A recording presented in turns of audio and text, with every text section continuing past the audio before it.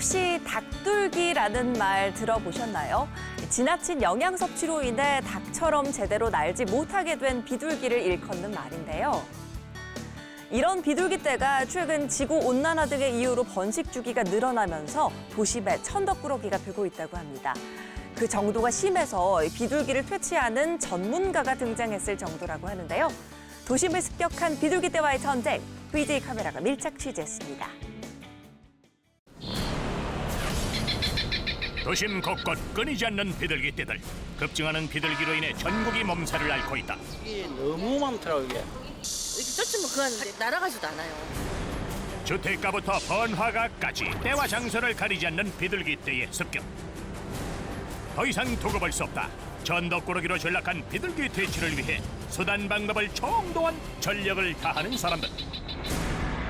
도심을 점령한 비둘기떼와의 끊이지 않는 전쟁, 그 생생한 현장으로 출동했다. 전라북도에 위치한 항구 도시 군산. 한 해에 오가는 화물만 약 2천만 톤.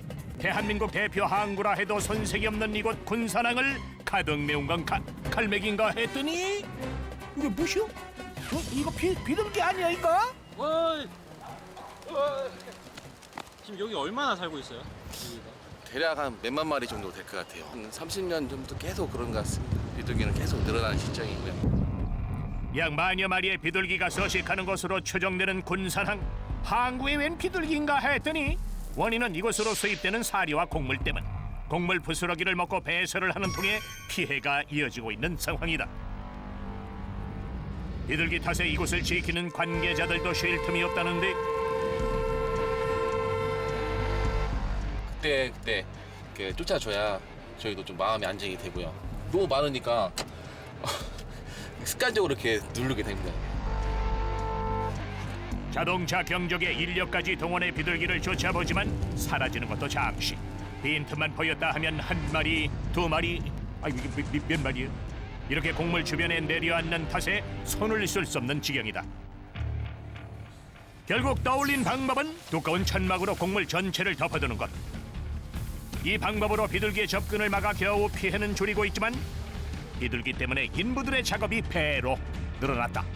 곡물에 대해서 아니면 화물에 대해서 피해가 있기 때문에 저희도 이렇게 안전하게 미리미리 이렇게 시드를 덮고 화물을 보호하고 있습니다.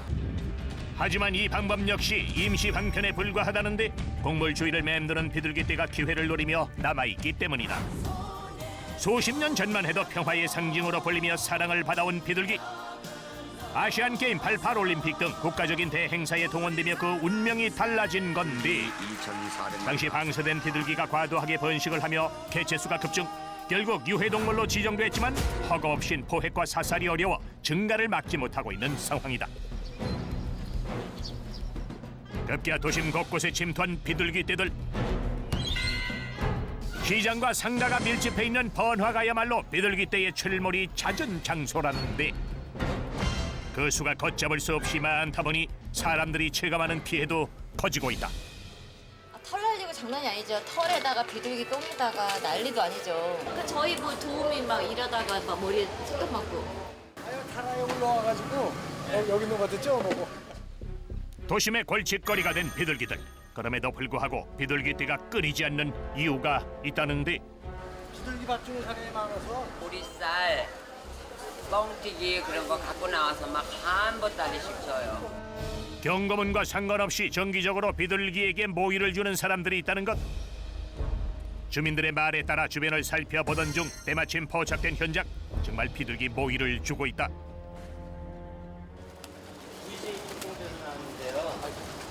언제부터 이렇게 주셨어요, 모기를?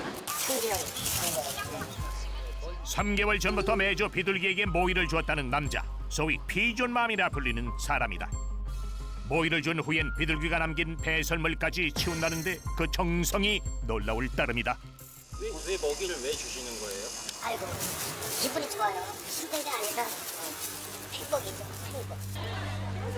도심에서 비둘기에게 모이를 주는 모습은 어렵지 않게 발견할 수 있었는데 길 한복판도 예외가 아니다. 불쌍해서 이틀에 한 번씩 갖다 주는 거예요.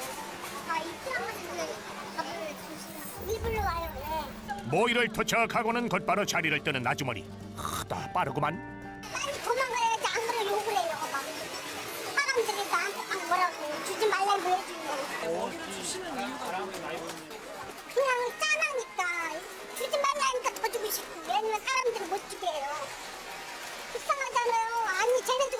일하는 게 뭐예요? 안 그래요? 선의로 비둘기에게 모이를 주는 사람들. 하지만 인위적인 모이 제공은 생태계를 파괴하고 비둘기의 자생력을 떨어뜨려 오히려 독이 될 수 있단다. 사람들이 거주하는 주택가나 아파트에도 비둘기가 서식하는 곳이 적지 않다는데 당연 주민들이 겪는 피해도 만만치 않다. 빨래도 널어놓으면 똥도 싸버리고 그런 거 없더라고. 시래기 있잖아요. 시래기 위에도 막 똥 싸놓고. 우리 집 같은 경우는 막 저렇게 우산이 있잖아요. 우산으로 막 해놔도 거기다 막 똥 싸놓고 그러더라고요. 주민들이 임시 방편으로 막아둔 우산으론 뾰족한 수가 없는 상태. 오히려 아파트 미관만 해칠 뿐이다. 여기 이쪽에 보시면은 비둘기 때문에 이렇게 지저분하게 이렇게 되어 있거든요. 가까이서 보니 여기저기 비둘기의 흔적이 또렷한데 문제는 이뿐만이 아니다. 냄새가 너무 심하고, 그리고 이제 방충망 보시면 아시겠지만 그 깃털이라든가 이런 것 때문에 먼지, 지금 셋 다 비염 때문에 코를 흘리거든요. 아마 지금 이거 영향이 되게 크지 않나. 실제 비둘기의 배설물에는 폐질환, 아토피와 같은 각종 질환을 일으키는 유해균이 포함돼 있다는데 배설물이 마르면서 각종 균의 포자가 공기 중으로 퍼지기 때문에 안전을 위해서라도 제거가 반드시 필요하다. 최근 비둘기 퇴치를 위해 성업 중인 곳이 있으니 바로 전문 퇴치업체. 특히 봄부터 초가을 사이에 의뢰가 3배 이상 증가한단다. 이제 냄새가 나는 계절에, 즉 여름이나 가을 이때 제일 많이 들어오고요. 뭐 일주일에 서너 개 정도 계속 지금 들어오고 있습니다. 비둘기 퇴치에 앞서 하는 작업은 주민들이 세워둔 우산을 제거하는 것. 우산은 비둘기 퇴치에 오히려 방해가 된단다. 사실 이렇게 해놓으시면은 비둘기가 더 들어오는 경우가 많이 있습니다. 왜냐하면 더 은신하기 쉬운 장소를 만들어주는 거기 때문에 그렇게 효과가 많이 있지는 않습니다. 사방이 막힌 곳을 좋아하는 비둘기의 습성상 우산은 오히려 비둘기를 부르는 도구였던 셈이다. 안전장비를 확인한 뒤 본격적인 작업에 착수하는데 가장 먼저 행하는 건 바로 청소다. 지금은 이제 이런 변비물들이 아예 굳어있는 돌처럼 굳어있는 상태이기 때문에 물을 뿌려가지고 약간 이제 부풀려서 때를 빼는 작업을 생각하시면 됩니다. 배설물과 깃털 등 비둘기의 흔적이 조금이라도 남아있으면 다시 돌아올 수 있기 때문에 구석구석 꼼꼼한 세척은 필수. 깨끗해진 시래기 주변엔 비둘기 접근이 어렵도록 보호망을 설치한다. 이게 안 막으면 다시 또 돌아오니까요, 비둘기가. 그리고 더 이상 비둘기가 다시는 못 들어오도록 막기 위해서 철저하게 막는 겁니다. 혹여 비둘기가 다시 접근하더라도 시래기의 자리를 잡을 수 없도록 철통 방어에 나서는데 시래기의 앞뒤 좌우를 꼼꼼하게 감싸 비둘기의 접근을 전면 차단했다. 앞으로 비둘기 걱정 안 하셔도 됩니다. 네, 진짜 걱정 안 해도 될 것 같아요. 너무 고맙습니다. 애들도 이제 비염 걱정 없이 깨끗하게 잘 키울 수 있을 것 같고요. 너무 좋은 환경 만들어주셔서 감사합니다. 비둘기 퇴치 업체 못지않게 최근 주목을 받고 있는 것은 각종 비둘기 퇴치 용품. 적은 비용을 들여 혼자 힘으로 비둘기를 퇴치하려는 사람들 사이에서 큰 인기란다. 아파트 같은 데서 많이 오고요. 일반 건물 상가 같은 데서도 많이 옵니다. 비둘기 때문에 피해가 많이 느니까 사람 이제 많이 찾는 것 같습니다. 이건 뭐예요? 이거는 이제 독수리 모형인데 시각적인 효과를 이용해서 과수원이나 이제 그런 데 새가 못 오게 하는 효과가 있습니다. 비둘기는 시력이 좋아 이런 모형도 효과가 있다고. 큰 새를 보면 자기의 천적이라고 생각하기 때문에 피해갑니다, 일단. 그런가 하면 소리만으로 비둘기를 막아낸다는 음향기기도 있다. 누구의 소리인 거예요? 비둘기 소리죠. 아, 이게 비둘기 소리예요? 대체 어떤 비둘기 소리에 퇴치에 쓰인다는 걸까? 비둘기가 동료한테 여기에 위험한 것이 있으니 피하라는 그 음향을 나타내고 있습니다.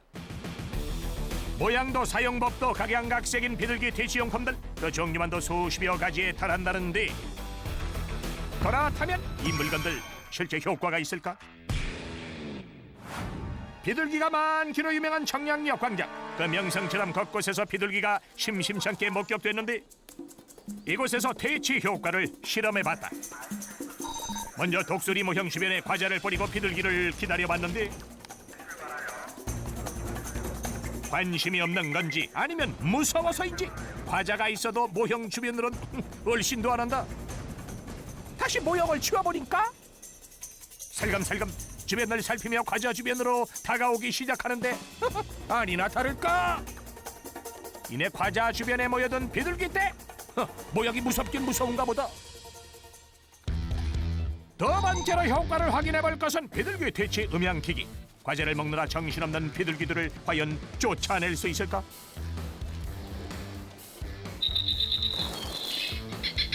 놀랍게도 소리가 켜지기 무섭게 순식간에 날아오른 비둘기들. 넌 깜짝할 새에 저 멀찌감치 높은 건물 위로 피신을 했는데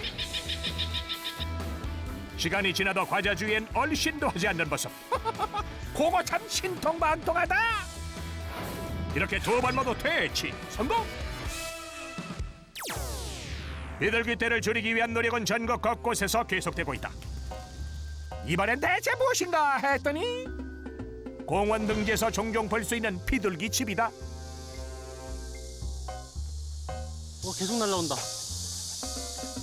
이 안에 비둘기 동지만 150여 개. 이렇게나 많은 비둘기가 모여 있는데 어떻게 비둘기를 줄일 수 있다는 것일까? 비둘기를 만약에 없앴다고 가정을 해봅시다. 이 비둘기들이 어디로 가겠습니까? 다 민가로 갑니다. 그렇지만 이렇게 집이 있기 때문에 여기서 관리하는 게 쉽단 말이에요. 장기적으로 퇴치에 효과가 있다는 비둘기 집. 완벽한 퇴치를 위해 거치는 작업이 또 하나 있다. 알을 수거를 해야 되는데 안에는 굉장한 분진이랄지 배설물들이 굉장히 열악합니다. 완전히. 그렇기 때문에 사람도 안전한 장구를 챙겨서 들어가야죠. 비둘기 집 내부의 알 제거 작업을 통해 개체수를 줄일 수 있다는데 안전을 위한 방역복 착용은 필수란다. 5m 상공에 설치된 비둘기 집 안으로 조심스럽게 들어가 보는데 여기저기 비둘기 흔적이 가득하다. 알들이 이렇게 2개씩 낳죠. 퇴치를 위해 구석구석 알을 치우는 작업이 계속되는데 이렇듯 3개월에 한 번 제거 작업을 통해 비둘기 개체수 감소에 힘을 보태고 있다. 한 번에 이렇게 수거를 하면 한 100여 개 이상 수거를 하거든요. 그만큼 100여 개체가 늘어나지 않는다라고 보시면 됩니다. 한 번에 100여 개씩 1년에 400여 마리의 비둘기를 퇴치하는 셈. 미안하다. 수거한 비둘기 알은 폐기장으로 넘겨 알 제거 작업 마무리를 요렇게럼 짓는 뒤요. 하지만 아직까지 대책이 절실한 비둘기 떼 문제. 비둘기 퇴치를 위해 좀 더 효과적인 방법은 없는 것일까요? 뾰족한 수는 없습니다. 저는 역설적으로 집을 더 지어줘야 된다고 봅니다. 집을 지어줘서 그쪽으로 유인해서 이게 밀집된 이 집에서 이렇게 수거하는 게 쉽잖아요. 이렇게 해서 개체 조절을 하고 있습니다. 평화의 상징에서 이제는 사람들의 기피의 대상이 돼버린 비둘기들. 비둘기와의 아름다운 공존을 위해서라도 대책이 시급한 상황이다. 그야말로 쌍둥이 전성시대를 방불케 하는 요즘 쌍둥이에 대한 사람들의 관심도 점차 늘고 있는데요. 여러분은 쌍둥이 하면 뭐가 가장 먼저 떠오르시나요? 외모부터 성격, 건강, 텔레파시까지 쌍둥이를 둘러싼 속설의 진실을 파헤치기 위해서 VJ 카메라가 무한 추적에 나섰습니다. 서로의 존재를 모른 채 20년을 넘게 살아오다 극적으로 만난 쌍둥이부터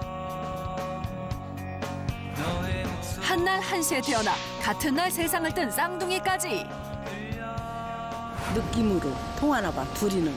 똑같이 행동을 한다니까. 생각한 거 똑같고 그들만의 텔레파시 같은 게 있지 않을까요?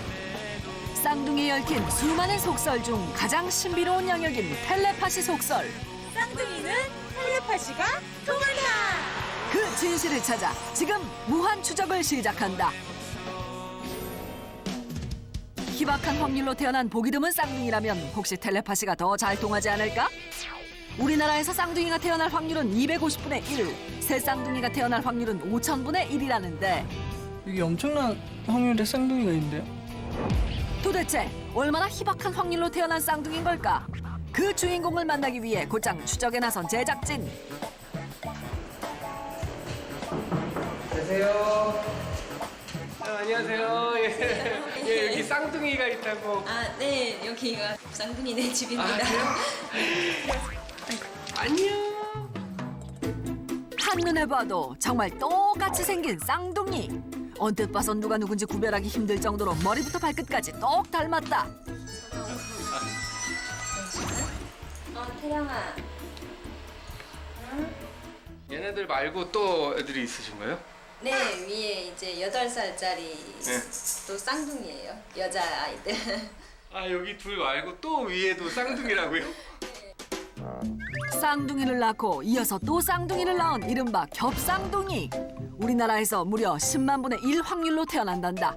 네, 일란성이고 얘네는 이란성이에요. 이렇게 매우 드문 확률을 뚫고 태어난 쌍둥이에게서 텔레파시에 관한 단서를 찾을 수 있을까? 쌍둥이들이 텔레파시를 통할까? 뭐 왜 그런 말 많이 하잖아요. 통할 것 같아요, 서로. 얼마나 이렇게 둘이 교감이 되는지 저도 궁금하기도 하고. 5가지 모양의 카드 중 각자 하나의 카드를 뽑아 서로의 생각이 얼마나 일치하는지 살펴보기로 했다. 하나, 둘, 셋. 보여주세요.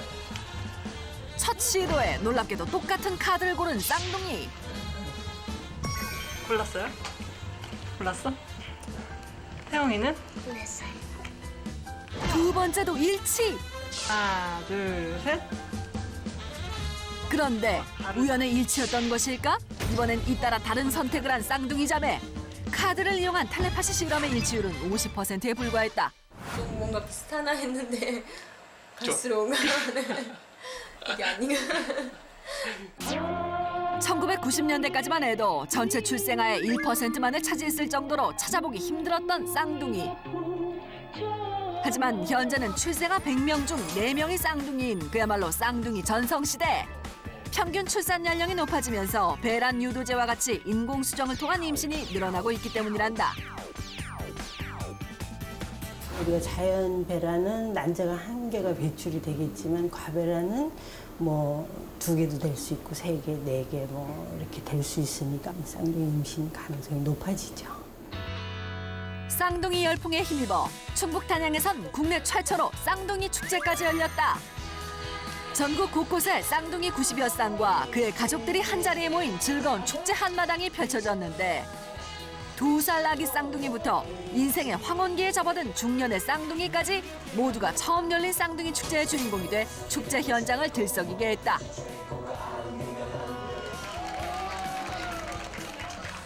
쌍둥이들끼리 이제 모여서 축제같이 이렇게 즐기는 시간을 갖는 거예요. 시작! 이리 보고 또 저리 봐도 복사판처럼 똑 닮은 쌍둥이들. 닮아도 너무 닮아서 벌어지는 일화도 많다는데 좋은 점은요. 버스 얘는 뒤에서 타고 저는 앞에서 타고 똑같은 애인 줄 알고 한 명만 되는 거예요. 그렇다면 쌍둥이끼리는 서로 얼마나 닮았을까? 쌍둥이의 외모, 키, 몸무게 그리고 혈압을 측정해 닮은 정도를 비교해보기로 했다.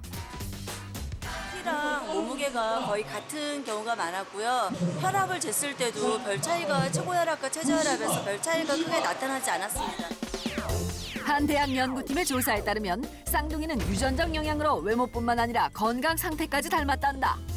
초등학교 4학년 때 같은 꿈을 꾸다가 깬 적이 있었어요. 동시에. 그 당시에는 침대에서 잠을 안 자고 저희가 바닥에 요를 깔고 자던 시기였는데 이러고 자다가 하면서 다리를 동시에 다리를 하나 둘 셋 하면서 들고 깼어요. 이러고 서로 봤는데 야 너 지금 무슨 꿈 꿨어? 나 위에서 떨어지는 꿈. 나도 절벽에서 떨어지는 꿈.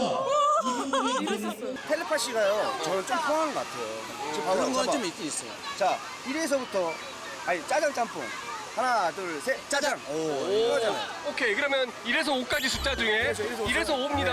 하나, 둘, 셋. 3, 5. 야, 초. 우와. 자, 또 토가 쪽으로 할게요. 1에서 10까지. 하나, 둘, 셋, 9.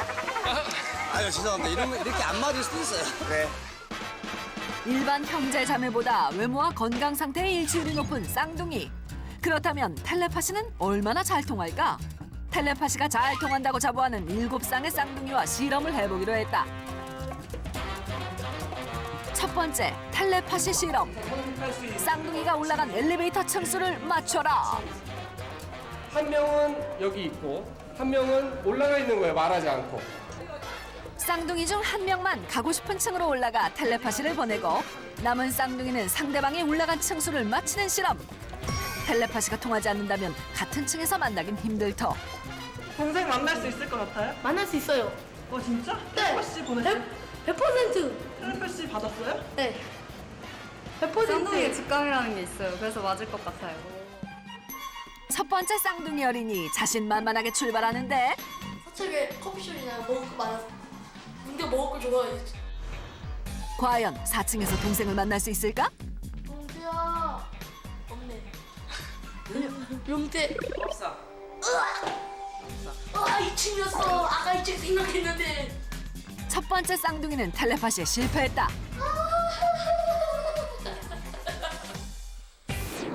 다음 두 번째 쌍둥이 출발! 몇 층을 선택할 거예요? 4층이요. 어? 4층에 있을 거라고 확신해요? 아, 네. 평소에 자주 가는 데가 카페기도 하고 그냥 나머지는 뭔가 아닐 것 같은 느낌이에요. 네. 그 느낌은 과연? 오, 제대로 맞았다. 마음이 통했다는 사실이 마냥 기쁜 모양인데. 막상 만나니까 되게 기분이 너무 좋아요. 놀라운 결과가 펼쳐졌다. 쌍둥이 7쌍 중 무려 4쌍이 만나며 텔레파시에 성공! 1차 텔레파시 실험을 통과한 4쌍의 쌍둥이들과 두 번째 실험에 돌입했는데 이번엔 쌍둥이가 선택한 풍선의 색깔 맞추기. 내가 정말 더 잘칠 것 같아. 야심차게 실험에 임하는 첫 번째 쌍둥이. 네, 길을 풀어여서 골라. 신중하게 고른 것은 파란색 풍선. 과연 이번에도 생각이 통할까? 말씀하시면 돼요. 파란색. 뒤로 돌아보세요. 이번에는 언니가 고르고 내가 해야 돼. 역할을 바꿔 이번엔 언니가 풍선을 골라보는데 언니가 내 옷 색깔. 뒤로 돌아보세요. 어머, 맞췄다 맞췄어. 맞히기 힘들 것 같았던 2차 실험에서도 4쌍의 쌍둥이 중 3쌍이 텔레파시가 통하는 모습을 보여주었다. 맞췄어.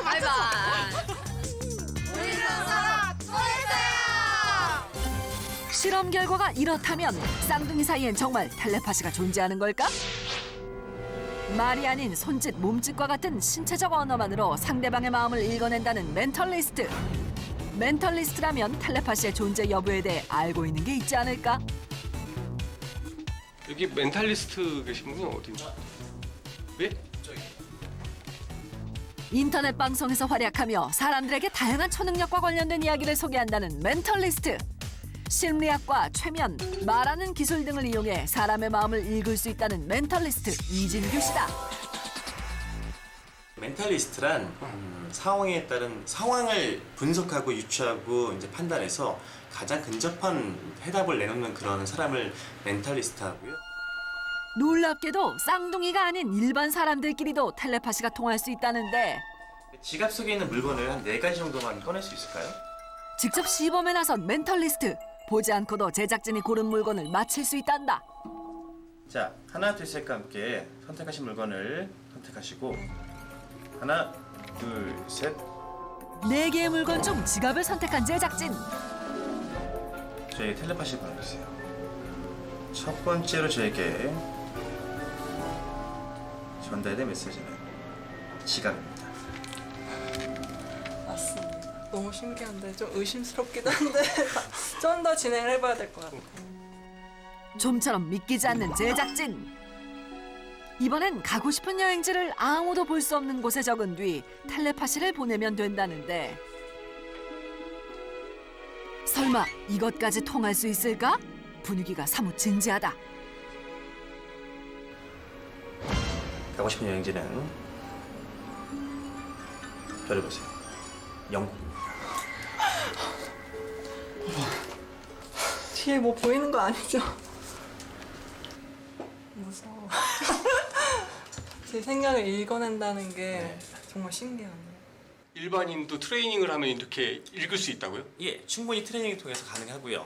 쌍둥이, 일란성 쌍둥이 같은 경우는 유전적으로 이제 100% 일치하기 때문에 일반적인 사람들보다는 확률적으로 높아질 수 있다는 것이죠.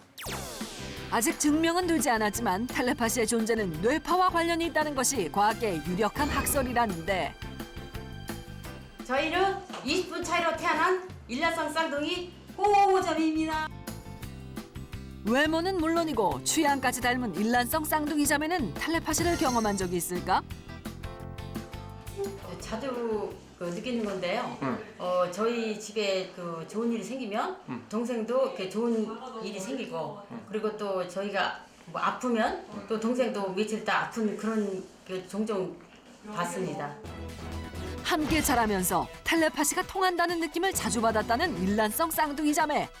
그렇다면 뇌파는 얼마나 닮았을까? 우선 안정된 상태에서 뇌파를 측정해봤다. 두 분이 되게 비슷하게 나왔어요 지금. 뇌파가 너무 신기하게 나왔어요. 그래요? 네. 놀라운 결과! 닮은 외모만큼이나 쌍둥이의 뇌파도 비슷하게 측정됐단다. 뇌파의 세기는 조금 다르지만 변화하는 모양이 비슷하다는 것. 그렇다면 쌍둥이끼리 텔레파시가 통할 때 뇌파는 어떤 변화를 보일까? 등을 마주대고 각자 앞에 놓인 물건 중 하나를 골라보기로 했다. 공교롭게도 쌍둥이 모두 꽃을 고른 상황. 텔레파시가 통했다는 건데 결과는 어떻게 나왔을까? 뇌파가 아주 비슷한 유형으로 나왔는데 아니나 다를까 또 같은 물건을 선택하시는 그 상황이 있었고요. 이번엔 각자 다른 공간에 떨어져 있을 때도 텔레파시가 통하는지 살펴보기로 했는데 쌍둥이 자매 모두 별다른 고민 없이 3번 의자에 착석했다. 고민을 했어요. 1번을 할까? 근데 언니가 3을 좋아할 것 같다는 그런 생각이 들었어요. 처음에는 일을 할까 해도 일은 너무 하나는 외롭고 둘은 어차피 저는 쌍둥이가 둘이고 그래서 셋이면 딱 좋겠다. 그래서 3으로 선택했습니다. 어머니도 처음에 일을 생각했다가 3으로 바꾸셨다고요? 저도 했어요. 진짜 그래요. 영국에선 쌍둥이의 약 3분의 1이 텔레파시를 경험한다는 내용의 연구 결과를 발표한 바 있는데 특히 일란성 쌍둥이의 경우 하나의 수정란이 2개로 나뉘어 태아가 된 것이기 때문에 뇌 구조와 뇌파가 비슷해 텔레파시가 통할 수 있단다. 과학적으로 설명하기 쉽지는 않지만 어떤 연관성이 뇌 안의 활동의 연관성이 있는 것으로 좀 추정이 됩니다. 네. 더 연구가 필요하다는 쌍둥이 텔레파시. 하지만 그들 사이에 특별한 게 있는 건 확실해 보인다. 뱃속에서부터 같이 엄마 젖을 먹고 자랐으니까 같이 있는 것도 의의가 좀 있잖아요. 진짜 떨어질래야 떨어질 수 없는 그런 한마음. 말하지 않아도 알아요. 우리만 보아도 알아요. 이게 진짜 쌍둥이를 말하는 그런. 쌍둥이 사이엔 텔레파시 아니 무언가 특별한 게 있다. 쌍둥이 텔레파시를 둘러싼 비밀들이 풀릴 그날을 기대하며 전국의 쌍둥이들 파이팅! 죽었던 나무가 다시 살아났다면 믿으시겠습니까? 또 땅속이 아닌 하늘 위로 자라는 나무 뿌리가 있다면 어떨까요? 보고도 믿기지 않는 신기한 모습과 현상으로 사람들을 놀라게 하는 나무들. 나무의 놀라운 반전, 기이한 나무의 비밀을 VJ 특공대가 파헤쳐봤습니다.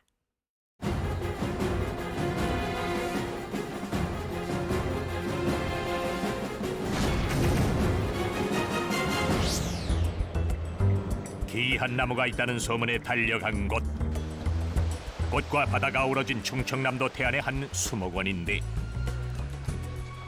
약 14,000여 종에 달하는 다양한 식물들이 자라고 있어 많은 이들의 발길이 끊이지 않는다는 이곳에 대체 어떤 기이한 나무가 있다는 것일까?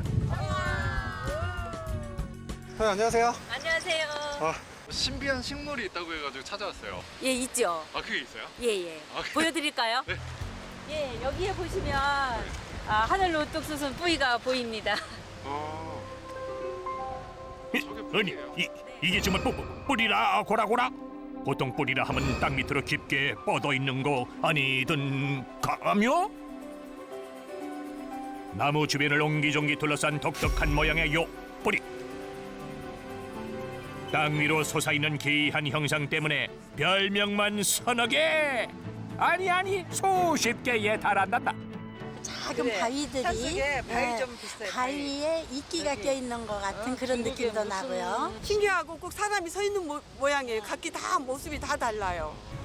동굴에 그 뭡니까 올라오는 거. 정유서. 정유석 같이 생겼네. 정말 석회암 동굴의 종유석과도 흡사한 모양인데 그 크기는 얼마나 되는고 하니 둘레는 약 30cm에 길이만도 50여 cm에 달해 성인 남성의 무릎까지는 거뜬히 오는 크기다. 모양과 크기는 제각각이지만 하나같이 땅 위로 솟은 뿌리들. 일반적인 나무의 뿌리들은 땅속으로 들어가게 마련이잖아요. 많은 분들이 오셔서 신기해하는 것 중에 하나이기도 하죠. 보통 뿌리가 땅 위로 올라오는 경우는 땅속에 뿌리를 뻗을 공간이 부족하기 때문이라는데 혹시 이 뿌리도 땅속 공간이 모자라 돌출된 것은 아닐까? 백문이 불여 일견 땅을 직접 파보기로 한 제작진. 이 주변에 보시다시피 식물들이 너무 많잖아요. 근데 이 식물들을 다 그러려면 식물들을 훼손해야 되는데 안 되는 이야기예요. 하지만 식물들의 보호 차원에서 땅을 파는 것은 불가. 특수 전기를 이용해 뿌리 주변의 땅 밑을 확인해 보기로 했다. 땅속을 전자기파를 이용해 투과를 해가지고요. 뭐가 있나 그냥 알아볼 수 있는 장치. 지면에서 땅 밑으로 전자파를 쏘아보내 땅속에 암석이나 장애물이 있는지 확인할 수 있다는 것. 뿌리 주변의 땅을 꼼꼼히 살펴보는데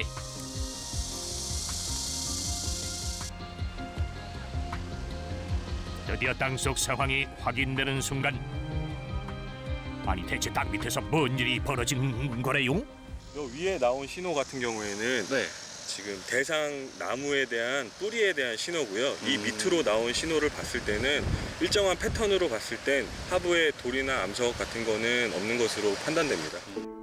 확인 결과 뿌리 주변의 땅 밑엔 별다른 장애물이 감지되지 않았는데 커다란 장애물이 있을 경우에만 이처럼 신호가 급격하게 요동친단다. 즉 땅속 공간이 부족해서 올라온 뿌리는 아니라는 것. 그렇다면 이 뿌리는 대체 왜 일반적인 뿌리와 달리 땅 위로 솟아난 귀한 모습을 하고 있는 것일까? 해답을 찾기 위해 전문가에게 도움을 청했다. 먼저 나무와 뿌리를 하나하나 살펴보는 전문가. 지금 이렇게 돌출되어 있는 것들이 나무 뿌리가 확실한 건가요? 이건 나무 뿌리가 확실합니다. 그 나구송에서 보면은 그 일반적으로 나오는 기근이라는 뿌리입니다. 귀한 뿌리의 정체는 바로 나구송과의 낙엽 침엽인 나구송의 뿌리라는데 물을 좋아하는 나구송은 주로 습지나 물가에서 자라는 특징을 가지고 있단다. 식물 같은 경우는 모든 기관이 다 호흡을 하는데 이 식물 같은 경우는 그 물속에 뿌리가 잠겨 있기 때문에 호흡을 하기 위해서 돌출되는 특징을 가지고 있거든요. 건조한 흙 속에 뿌리를 내리는 일반 나무의 경우 땅속에서도 호흡이 가능하지만 습지나 물가 주변에서 자라는 나구송은 호흡이 어렵기 때문에 땅 위로 뿌리를 뻗게 된다는 것. 즉, 이 뿌리는 나무가 숨을 쉬기 위해 땅 위로 뻗은 호흡기관인 셈이다. 그렇다면 나무가 정말 이 뿌리를 통해 호흡을 하고 있는 것일까? 사람이 그 입으로 호흡을 할 때 하면은 그 안에 습기가 차는 걸 볼 수가 있거든요. 그래서 마찬가지로 이 지금 기근 같은 경우도 이렇게 씌워서 저희가 테스트를 한번 해볼 수가 있죠. 봉지를 씌운 뒤 수증기가 발생하면 호흡을 하는 것이라는데 그렇게 2시간 정도 시간이 흐르고 과연 그 결과는? 이게 보면은 그 습기들이 많이 차 있죠. 그죠? 그럼 이것도 지금 계속 호흡을 한다는 것을 눈으로 봐서도 알 수가 있는 거죠. 정말 뿌리에 씌워놓은 봉지 안쪽으로 물방울이 맺힌 모습. 아따 요거에 숨쉬는 뿌리 맞구만. 어이? 생존을 위해 땅 위로 솟아났다는 나무 뿌리. 생명의 신비로움을 느낄 수 있는 자연의 값진 선물이 아닐 수 없다. 정말 신기하네요. 어떻게 뿌리가 땅속에 없고 하늘로 치솟아 있어요. 너무 신기해요. 이런 조건에 맞는 데다가 심어야 이렇게 그 많은 기근들이 발달을 할 수가 있는 거죠. 그래서 어떻게 보면 상당히 특이한 현상이라고 볼 수가 있는 거죠. 또 다른 미스터리를 찾던 제작진의 눈에 띈 기이한 나무. 한 번 죽었던 나무가 헐, 다시 살아났다? 죽었다가 살아났다는 귀한 나무를 확인하기 위해 다양한 장승이 모여있는 장승촌을 찾은 제작진. 장승들이 얼마나 지금 돼 있는 건가요? 25년 동안 깎았으니까 네. 수백 개가 넘죠. 수백 개가 넘는다고요? 네. 애군을 막아준다는 전통적인 의미의 장승부터 해학미가 넘치는 유쾌한 모습의 장승까지, 이 많은 장승들 중 과연 죽었다 살아난 나무로 된 장승이 있을까? 찾고 또 찾아보지만 그 모습은 보이지 않는데. 살아있는 장승이 있다는 얘기를 들어보신 적 있으세요? 그게 원뜻 들어본 적이 있어요. 어디 정읍 쪽에 어디가 한국으로 살아있다는 소리 들었는데, 근데 그렇게 살아남기가 힘들어요. 장승 전문가의 말에 따라 도착한 곳은 전라북도 정읍시의 한 시골 마을. 이곳에선 죽었다 살아난 나무로 된 장승을 찾을 수 있을까? 분명 죽은 나무였어요. 새잎이 나면서 파릇파릇 새잎이 돋아나면서 살아나는 장승이 된 것 같아요. 어디 가면 볼 수 있죠? 저쪽으로 가시면 볼 수 있어요. 가보세요. 마을 주민의 도움으로 도착하긴 했는데, 아니 저기 뭐들 하신단가? 나무 밑에서 뭐 하시고 계시는 거예요? 아주 저온 나무 밑에서 기를 받고 있습니다. 지금 기. 이게 살아있는 장승이에요. 요거요? 네. 저 눈, 코, 입. 이것이 바로 살아있는 나무로 된 장승. 이부리한 눈부터 붉고 선명한 입술까지, 분명 장승이면 틀림없어 보이는데. 살아있는 나무가 확실할까요? 확실하죠. 여기 한번 보세요. 여기. 네? 여기 봐봐. 뿌리잖아, 뿌리 지금. 여기 보세요. 아 그래, 뿌리 맞네, 맞아. 일반 장승이었다면 뿌리를 땅 밑으로 내리진 못했을 터. 단단하게 내린 뿌리를 보아하니 살아있는 나무로 된 장승이 분명해 보인다. 뿐만 아니라 몸통 쪽에서부터 쭉쭉 뻗어나간 관들까지 완벽하게 살아있는 나무의 모습을 하고 있는데, 이게 그냥 원래 이렇게 심어져 있던 나무에 조각을 한 거 아니에요? 아니죠. 원래 이 부분이 윗부분이죠. 윗부분이. 위에 가지가 그냥 거꾸로 났겠지. 이렇게 돼 있는데 또 저 위에를 보세요. 저 위에는 이제 뿌리도 흔적 있죠. 저거 죽은 나무를 자른 뒤 거꾸로 세워두었다는 장승. 결코 심겨졌던 나무의 장승을 새긴 건 아니란 말씀이다. 좀 더 정확한 확인을 위해 문제의 장승을 직접 조각했다는 장승 조각가를 찾아가 봤다.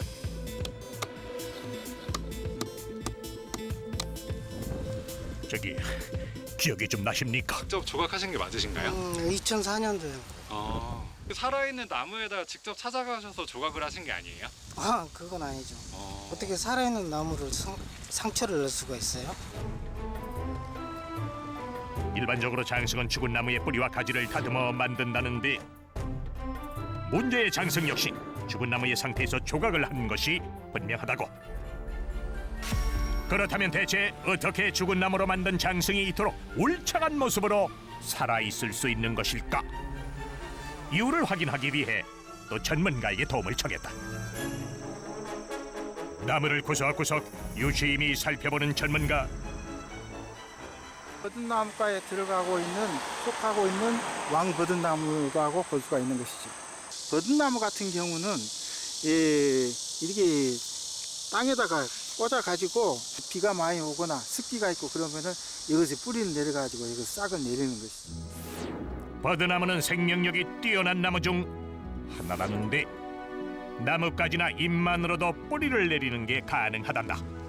아무리 그렇다고 해도 잘라서 조각까지 했던 장승이 완벽한 나무의 모습으로 살아나는 게 이게 가능한 일일까요? 보시면은 이 나무들이 많이 있고 그 주위에서 소란이 있어가지고 물이 흘러나올 수 있게 그런 조건이 돼 있어요. 해답의 열쇠는 바로 주변에 나 있는 물길. 물길을 따라 흐르는 물이 나무에 충분한 수분을 공급해 주었기 때문이라는데, 즉 외부 환경과 버드나무의 강인한 생명력으로 인해 죽었던 나무가 새 뿌리를 내리고 나뭇잎을 틔우게 된 것이라고. 헐! 제작 당시에 지금 물을 올리는 관하고 또는 다시 영양분을 내리는 관이 건조하지 않는 상태라면은 이것은 주요 환경에 따라서 살 수 있는 경우가 간혹 있다고 볼 수가 있는 것이죠. 나무가 다시 살아난 것은 죽을 당시 나무 내부의 수분과 영양분이 완전히 마르지 않았기 때문에 더욱 가능한 일이었던 것. 이 나무는 상태가 지금 좋은가 바늘로 꽂아 가지고 안에 있는 이제 이렇게 물이 흐르고 있는데 그것을 정확히 압력을 지금 재는 것이죠. 압력 수치가 85 이상이면 매우 건강한 상태의 나무라는데 이 나무의 경우는 여기가 지금 86.1에서 87 정도 나와요. 아주 건강한 걸로 지금 결론을 지을 수가 있는 것이죠. 놀라운 기적을 보이며 10여 년간 한 자리를 지켜온 장승. 이 마을에선 귀한 명물이자 소원 명당으로도 꼽힌단다. 건강하고 모든 일이 잘 되게 헤아려 주세요. 영원히 불사조로서 썩지 않으니까 보통 장승은 썩어서 없어지잖아요. 그렇죠. 이 나무는 이 나무가 죽을 때까지 있으니까 아마 영원할 거예요. 신기한 모습과 현상으로 우리를 놀라게 한 귀한 나무들. 그 나무들이 더욱 빛나 보이는 건 그 속에 생명의 신비함이 깃들어 있기 때문일 것이다. 사람보다 더 큰 거대한 만화 캐릭터들이 길 위에 등장하고 실제 도로 위에서 누구나 레이싱을 즐길 수 있는 곳. 바로 이웃나라 일본 얘긴데요. 상상을 초월하는 흥미로운 볼거리와 즐길거리로 이색 체험을 선사하는 일본 도쿄의 거리 속으로 VJ 카메라가 출동했습니다. 지금껏 보아온 평범한 거리는 잊어라. 상상 속에서만 가능할 것 같은 놀라운 체험이 이 거리에선 얼마든지 가능하다. 이랬죠. 웰컴 도쿄. 결코 평범하지 않은 보지도 듣지도 못했던 이색 체험이 넘치는 일본 도쿄 거리. 사이코. 특별함이 있어 더욱 끌리는 그곳으로 지금 출발!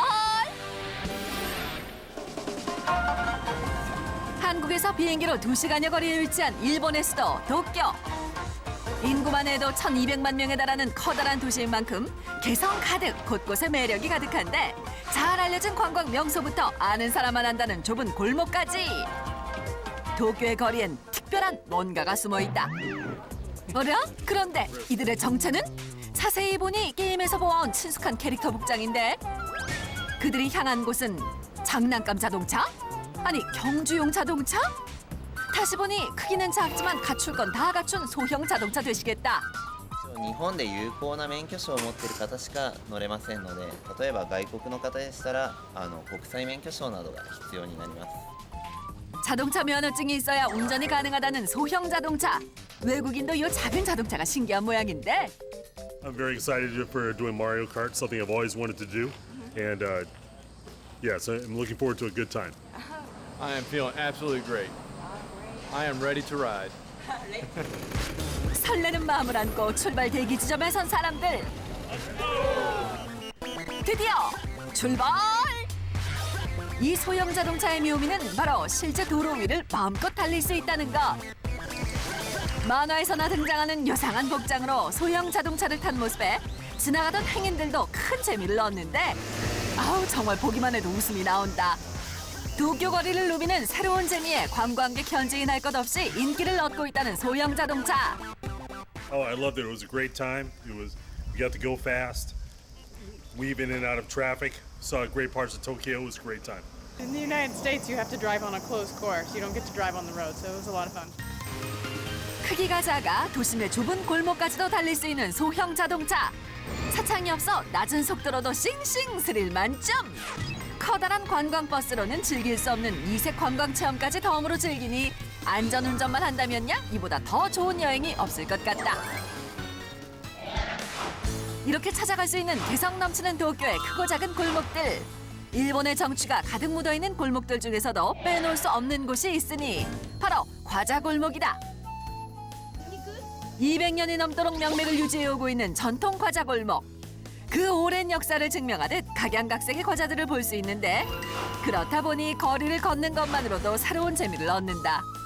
今あんまり駄菓子屋とかなくなっちゃったから懐かしい感じがして楽しい。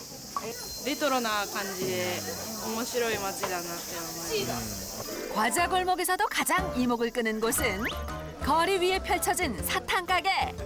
이곳에서 가장 큰 호응을 얻는 게 요상한 물건이라는데 이게 정말 사탕 맞아요? これね、飴の風船、キャンディーバルーンですね。 입을 대고 있는 힘껏 부르면 풍선처럼 부풀어 오른다는 풍선 사탕. 직접 만들어서 맛보는 재미에 아이처럼 신이 났다. すごいなこれ。 맛은 어떨지 정말 궁금한데요. 周りがサクサクパリパリしてて、食べた食感が美味しいです。 이 작은 모양의 사탕들을 직접 손으로 만들었다는데 어우 믿기지 않는다. 飴ですか？飴です。飴。昔は干支で作りましたね。動物鳥キャラクター。これは何でしょう。 즉석에서 직접 미니어처 사탕을 선보이는 사장님. 어물저물 손으로 다듬는가 싶더니 어느새 뚝딱하고 완성이다. これで出来上がりですね。 이런 동물 모양 사탕을 얼마든지 만들 수 있다는 사탕 장인. まあ干支ですね。十二支ね、牛、虎、ウータ、観光にもありますね。あと動物とかキャラクターとか、そういうものを2、300種類は作れると思います。 다양한 모양을 내기 위해서 부드러운 설탕 반죽은 필수. 거기에 식용 색소를 더해야 미니어처 사탕을 만들 수 있다. これ韓国の有名なキャラなんですけど、これも作れるんですか？頑張ってみますけど、ちょっと見せててね。 30년에 달한다는 경력에 부끄럽지 않게 야심차게 도전해보는데 아무리 그래도 처음 보는 모양인데 똑같이 만들어낼 수 있을까? 잠시 후 こんな感じでいいでしょうか。 역시 솜씨가 보통이 아니네요. そっくりで可愛いと思いました。なんかすぐ作っててすごいなって思いました。 가시야横丁 最高! 일본에서 보기 드문 특색의 시장 골목도 있다. 다양한 식료품과 생활용품을 저렴한 가격에 살 수 있는 도쿄의 마지막 남은 전통시장. どれを取っていただいても3000円。ずーっと長く続いてるもう本当に庶民的な街です。 서탈하고 푸근한 분위기 때문에 한국인들 사이에선 도쿄의 남대문 시장이라고 불릴 정도. スーパーと違うからどんどんね安くしてくれるんですよ。一つがね300円だけど 2P 買うと500円なんですよ。さあ明太500円でいいよ。 대부분의 상점이 정찰제인 일본에선 그야말로 이색적인 풍경. 독특한 방법으로 가격 흥정을 해 인기 있는 상점도 있다. 入れますよ負けないよ。入れちゃうね。花堂去年マニマニ花堂次のウェルカム東京。入れちゃいもう一個サービス。入れちゃい1000円去年。 だいたいこれ2500円分入って1000円です。 한국 돈으로 치면 보통 25,000원 정도에 구매할 수 있는 양의 초콜릿을 단돈 10,000원에 살 수 있다는데 무려 2배 이상 저렴한 셈이니 이걸 보고 그 누가 지나칠 수 있으랴. 嬉しいです。この半分ぐらい。半分ももらえないくらい。みんなで食べるから。今日いいよ、最高。 도쿄에서 차로 1시간 정도 떨어져 있는 요코하마. 이곳에도 특별한 즐길거리가 있다. 일찌감치 대기 중인 사람들. 아니 어디 유명 인사라도 온대요? 今何を待ってるんですか？多分ピカチュウたちが更新するんじゃないかなと思って待ってるんですけど。 어느 나이 할 것 없이 그토록 기다리던 게 만화 캐릭터? 평범한 만화 캐릭터인가 싶었는데 어머 이게 웬걸 한두 개가 아니다. 그 이색적인 광경에 사람들도 점점 빠져드는데 만화 캐릭터가 출동하자 더욱더 몰려든 인파들. 사람들의 호응에 대규모 행진까지 더해져 평범했던 거리에 활력이 솟는다. 声も可愛いし、見た目もすごい可愛いし。迫力あったよすごい。いろんなショーとかもあって、毎年ショーは楽しみにしてたんで、また今年も見れてよかったなと思います。 올해로 3년째 열리는 행사. 무려 1000개에 달하는 만화 캐릭터들이 출몰하기 때문에 행사 기간 거리는 온통 축제 분위기란다. 행사 기간 거리를 비롯해 무대에서 각종 춤 공연을 선보이는 만화 캐릭터들. 그 모습을 보며 다 큰 어른들도 넋이 나가는데 하나같이 동심으로 돌아간 표정. 이 정도면 어른들을 위한 축제라고 해도 과언이 아닐 터. 어머, 뭐가 그렇게 신이 난데요? 예? ピカチュウ気分で楽しかったです。一緒に踊れただけで来てよかったなって本当思います。 어른들에겐 어린 시절을 함께한 친구 같은 존재라는데 오랜만에 옛 친구를 만난 것처럼 반가운 모양이다. 昔からそのデザインがなんかみんなに愛されているところ。私がちっちゃい頃からずっとやってるので身近にあるっていう感じですね。 이번 행사에 하이라이트 무대가 시작되고 정말 유명 스타가 따로 없을 정도. 열띤 호응을 북돋아줄 물세례와 함께 시작된 축제. 온몸이 젖는 게 무슨 상관이랴. 좋은 사람들과 소중한 추억을 만들면 그만. 더위가 싹 가시는 물을 맞으며 축제 열기는 한층 더 뜨거워진다.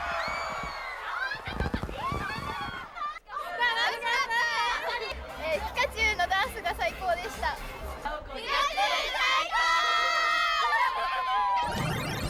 어느새 도쿄의 하늘에도 어둠이 찾아오고 밤이 되면 하루 일과를 마친 직장인들로 활기를 띠는 곳이 있으니 선술집이 옹기종기 모여있는 추억의 골목이다. 소탈한 분위기에서 부담스럽지 않은 가격에 먹음직스러운 음식과 음료를 즐길 수 있어 직장인들에겐 그야말로 쉼터와 다름이 없다는데 이 좁은 골목에 모여있는 상점만 무려 30여 곳.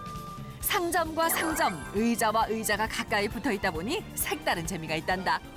こういう感じのところがこうあえてたまに来たくなる昔風というか周りの人も子供にも近いからみんなでワイワイみたいな友達も新たにできるし 어디 그뿐이랴. 좁은 구조 때문에 조리하는 모습을 처음부터 끝까지 눈앞에서 지켜볼 수밖에 없으니 본의 아니게 일어나는 일들도 있다. 頼もうと思ってなくても見たら食べたいなってすごい思います。自分が頼んでない料理とかもあそこで調理してるからあれなんだろうなみたいなで食べて美味しそうだなっていうすごい食欲をそそられる感じはすごいあります。 먹고 먹고 또 먹고 음식을 부르는 선술집 골목.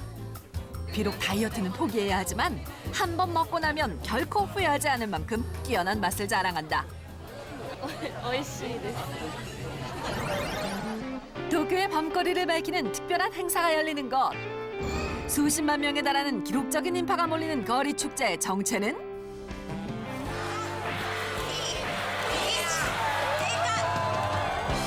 다름 아닌 불꽃 축제. 화려한 색채를 내뿜으며 쉴 새 없이 밤하늘을 쏘놓는 저 불꽃들. 매년 8월에서 9월이면 아름다운 불꽃들을 일본의 거리 곳곳에서 감상할 수 있단다. 감동과 위안이 되어주는 밤하늘의 불꽃들. 거리에서 즐기는 불꽃 축제는 일본 사람들에게 축제 그 이상의 의미란다. 私も大阪から来てるんですけど、なんかすごい花火が大きくてびっくりしました。何回見ても綺麗で飽きないなって思います。